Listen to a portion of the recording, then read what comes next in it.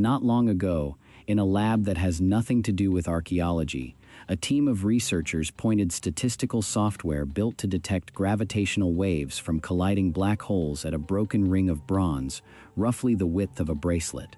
They weren't hunting for a black hole. They were counting holes, tiny, hand-drilled holes on a calendar that is missing most of itself.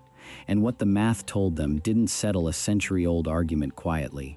It forced historians to admit they'd been picturing the wrong machine. The device is called the Antikythera Mechanism.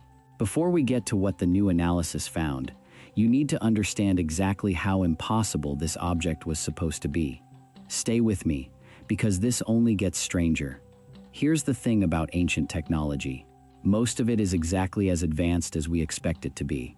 A jar is a jar. A coin is a coin. Every so often you find something clever, a lever, a pulley, an aqueduct, but it fits the timeline. It doesn't break it. The Antikythera Mechanism was never supposed to fit anywhere. In October of 1900, a crew of Greek sponge divers from the island of Symi took shelter from a storm near a scrap of land called Antikythera, wedged in the sea between Crete and the Greek mainland. When the weather cleared, one of the divers went down in a canvas and copper diving suit to look around. He came back up badly shaken. There were bodies down there, he said, on the seafloor. There were, just not the kind he meant. What the divers had found was a Roman-era cargo ship, sunk somewhere around the 1st century BC, its hold full of bronze and marble statues that had settled into the seabed like a drowned museum. Over the next year, they hauled up everything they could reach. Along with the statues came a small, unglamorous lump of corroded bronze, about the size of a hardcover book. Nobody paid it much attention. It sat in the National Archaeological Museum in Athens for the better part of 2 years. Then, in May of 1902, an archaeologist named Valerios Stais noticed something odd sticking out of the corrosion: a gear wheel. That single gear wheel is the reason we're having this conversation. Here's what makes it so strange. Precision-cut bronze gearing, the kind used to build clocks, does not show up again anywhere in the historical record for well over 1,000 years. Not in medieval Europe, not in the early Islamic world, not at this level. The next devices anywhere close to this sophisticated are European astronomical clocks from the 1300s. And yet here was a gear wheel, pulled from a shipwreck that the surrounding wreckage dated to somewhere around 150 to 100 BC. That's not a small gap. That's 1,400 years of nothing in between. For decades, nobody could do much with the object beyond stare at it. The bronze had corroded and calcified into a solid fused mass. Whatever was inside it stayed sealed under 2,000 years of mineral crust, and cutting it open to look would have destroyed it. The first real breakthrough didn't come until 2005, when an Anglo-Greek research team brought something into that museum that had never been in the same room as an ancient Greek artifact before: an 8-ton, custom-built X-ray CT scanner, powerful enough to see through 2,000 years of fused bronze without touching it. Paired with a new surface imaging technique, the scans did something remarkable. They let researchers read inscriptions that had been invisible since the day the device was built, and count gear teeth that had been physically inaccessible for 2 millennia.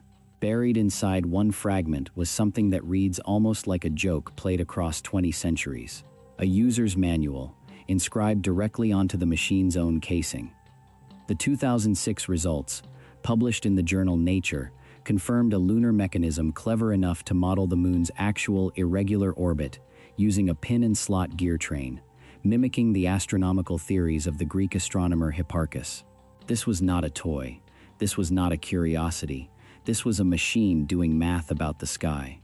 Researchers who've spent entire careers on this one object have called it, in different ways, the most sophisticated mechanical device known to survive from the ancient world. On any continent, from any civilization, not close. And what survives is only a fraction of what once existed. The mechanism now exists as 82 separate fragments, 7 substantial, the rest small enough to fit in your palm. Inside them, researchers have confirmed at least 30 individual bronze gears, with some reconstructions arguing for as many as 37, teeth roughly a millimeter long, cut by hand, meshing with a precision that shouldn't have been achievable without modern machine tools. Historians estimate what survives is roughly a third of the original device. Do the math on that yourself. 2/3 of the most advanced machine the ancient world ever built is still missing. For over a century after Stiles found his gear wheel, one part of the machine resisted every attempt to understand it: the front face, the cosmos display. Researchers could see fragments of dials and pointers, but no reconstruction matched all the inscribed data. Every model either left gears that didn't fit or ignored data that didn't cooperate.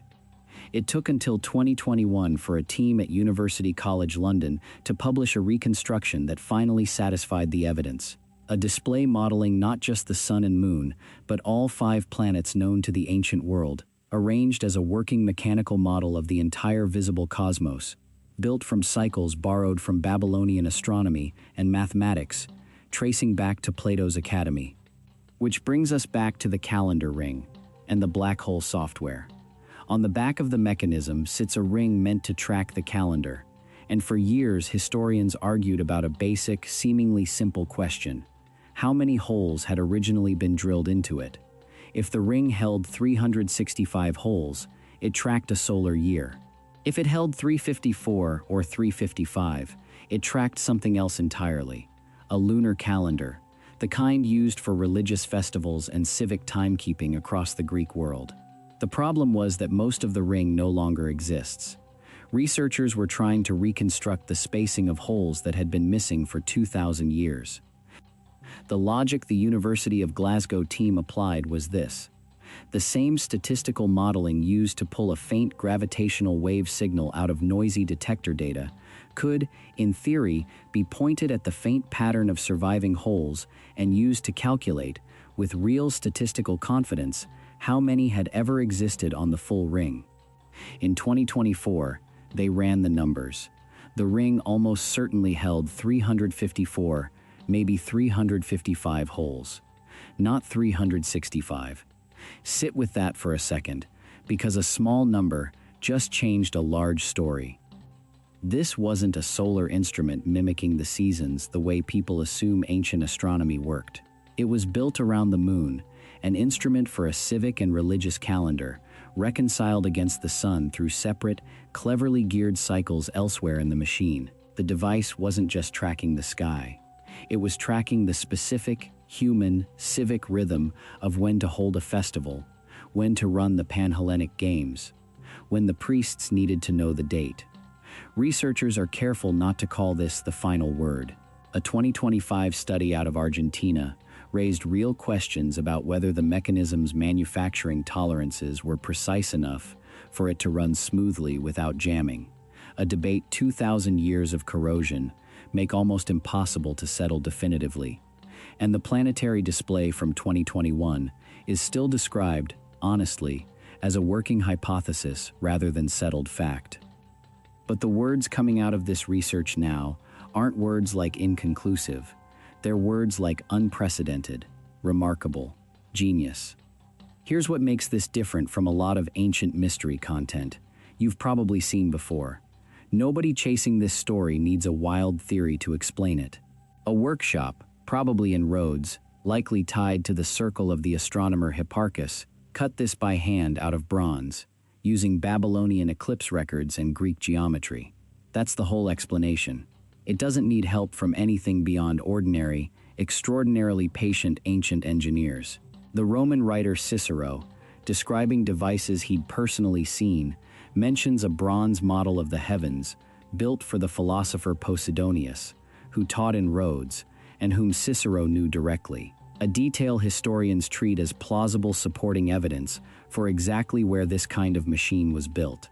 2,100 years old, at least 30 gears, some with teeth a single millimeter long. A third of it survives. A civilization that supposedly didn't have this kind of engineering for another 1,400 years, built it anyway. Which raises the obvious next question, the one researchers are now chasing as hard as they chased the calendar ring. If 2/3 of the mechanism is still missing, is it still down there? Is there a second one? That question isn't hypothetical. Since 2021, an international team under the University of Geneva and Greece's Ephorate of Underwater Antiquities has been back at the original wreck site on a 5-year excavation program. In 2024, they confirmed something nobody had proven before: a second shipwreck, roughly 650 feet from the first, at the same site, meaning this wasn't necessarily one accident.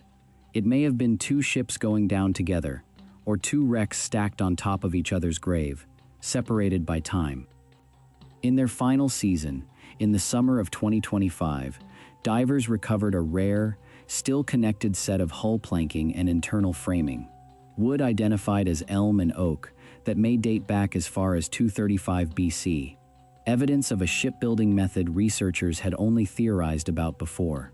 Every piece they bring up gets them closer to answering questions that have nothing to do with gears: where this ship was built, when, and who was really on board.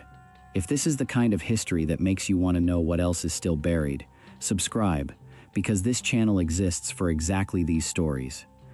Here's the resolution nobody gets to feel fully satisfied by. After 125 years of diving, scanning, and excavating, what's been recovered so far is still a fraction of what went down with that ship. There's no announcement scheduled saying the missing 2/3 of the mechanism has been found. There may never be one. The wreck sits in dark water 45 to 70 meters down, and every season of diving answers a handful of questions while opening several more.